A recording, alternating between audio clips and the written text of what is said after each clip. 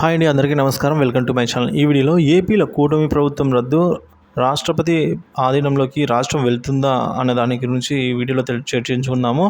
వీడియోని ఎక్కడ కానీ స్కిప్ చేయకుండా ఎండ్ వరకు చూడండి, అప్పుడే పూర్తి ఇన్ఫర్మేషన్ అర్థమవుతుంది. వీడియోకి ఒక లైక్ చేయండి ఫ్రెండ్స్. ఇక వీడియోలోకి అయితే వెళ్ళిపోదాము.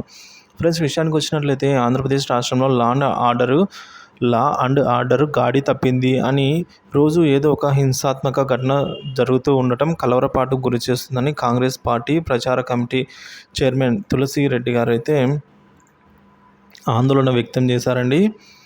ఇదే పరిస్థితి కొనసాగితే 5 నెలల్లోనే కూటమి ప్రభుత్వం కుప్పకూలడం ఖాయమని ఆయన హెచ్చరించారు.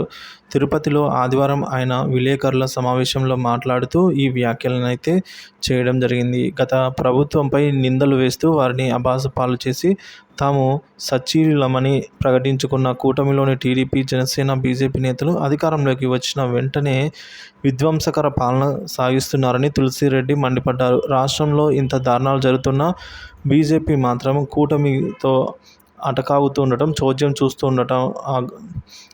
చూస్తూ ఉందని ఆయన ఆగ్రహం వ్యక్తం చేశారండి. ఈ మేరకు ప్రస్తుత పరిస్థితులలో కేంద్రం టీడీపీపై ఆధారపడి ఉందని, ఈ నేపథ్యంలో ప్రత్యేక హోదా, విభజన హామీలను సాధించుకునేందుకు ఇది సరైన సమయమని తులసిరెడ్డి గుర్తు చేశారు. కేంద్రంపై ఒత్తిడి తెస్తే రాష్ట్రానికి మంచి జరుగుతుంది అని అన్నారండి ఆయన. చంద్రబాబు నాయుడు ఇప్పటికైనా రాష్ట్ర ప్రయోజనాలపై దృష్టి సారించాలని ఆయన డిమాండ్ చేశారు. లేదంటే రానున్న రోజుల్లో వారికి ఇబ్బందులు తప్పవని అయితే ఈ సందర్భంగా ఆయన హెచ్చరించారు ఫ్రెండ్స్.